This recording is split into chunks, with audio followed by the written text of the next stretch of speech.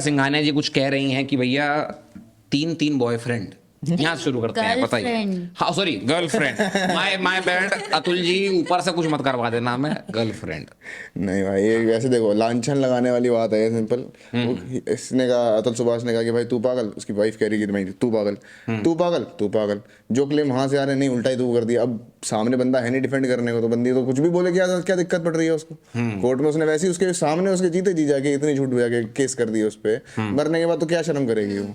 अरे बात ये भी है ना कि सामने उसने इतने प्रूफ रख दिए हैं कि अब डिफेंड करने के लिए कुछ तो चाहिए, तो एक सिंपैथी कार्ड अपना लेके आना है कि हाँ भाई वो मेरे बारे में ये कह रहा है, तो लेकिन उसने भी ये सब किए हैं।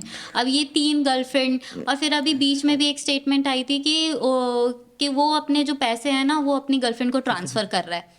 तो मतलब क्या बोले इंसान। मैं ये समझना चाह रहा हूँ, अगर इसने ये क्लेम किया कि 80,000 रुपये अतुल की सैलरी थी, ये 40,000 रुपए अपने बच्चे को भी दे रहा है, फिर बच्चे हुए 40 के अंदर ये 3 लड़कियां भी घुमा रहा है। नहीं यहाँ पे एक पूरा नहीं पड़ता भाई। नहीं, बीवी को भी 40,000, बेटे को भी 40,000, वहाँ बैंगलोर में रहने का रेंट अलग, खाना पीना अलग, ट्रैवल का एक्सपेंसेस अलग, उसके ऊपर 3 गर्लफ्रेंड्स के एक्सपेंसेस अलग। नहीं भाई, इतना पैसा नहीं कमा सकता।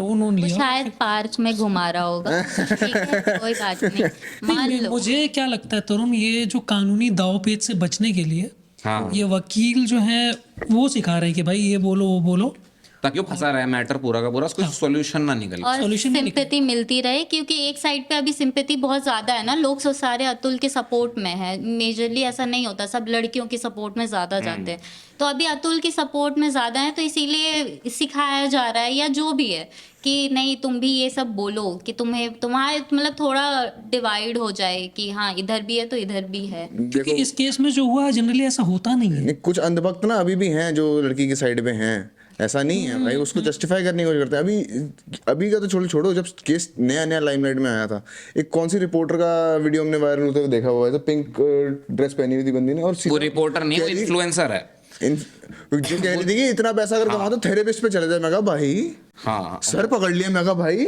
वो ऐसी सोच, वो मैं चैनल का नाम नहीं लेना चाहूंगा, बहुत हमारे देश के उद्योगपति का चैनल है, मगर हाँ उस पर वो रिपोर्टर नहीं थी। अच्छा, वो इन्फ्लुएंसर बुलाए हुए थे उन्होंने, फीमेल फेमिनिस्ट इन्फ्लुएंसर, आधे उस साइड वाले आधे इस साइड वाले, और वो जो इस साइड वाली थी उसका स्टेटमेंट था कि भाई अगर इतना ही पैसा कमा रहा था तो थेरेपिस्ट पे चला जाता।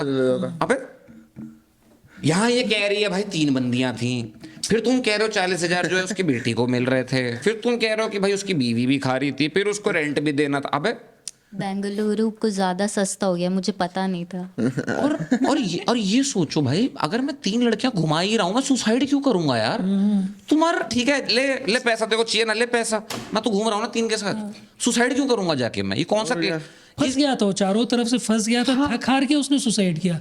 और कहीं ना कहीं ये जो केस जहाँ पहुंचा है अभी, ये अरेस्ट हुए हैं, 3 लोग अरेस्ट हुए, जनरली ऐसा होता नहीं है। ये पब्लिक प्रेशर की वजह से, हुआ। पब्लिक ने इतना उसको कर दिया था कि इंसाफ चाहिए, जस्टिस चाहिए, तब जाके हुआ, वरना अगर ऐसे नॉर्मल होता तो कुछ नहीं होता। और उसको ये बात समझ आ गई है लड़की को कि अब फंस गई हूँ, और यहाँ से निकलने का एक ही तरीका है कि भाई कानूनी दांवपेच। तो अगर आपको ये क्लिप पसंद आई और आप कोई और क्लिप देखना चाहते हैं तो यहाँ क्लिक करें, और अगर आप पूरा शो देखना चाहते हैं तो यहाँ क्लिक करें।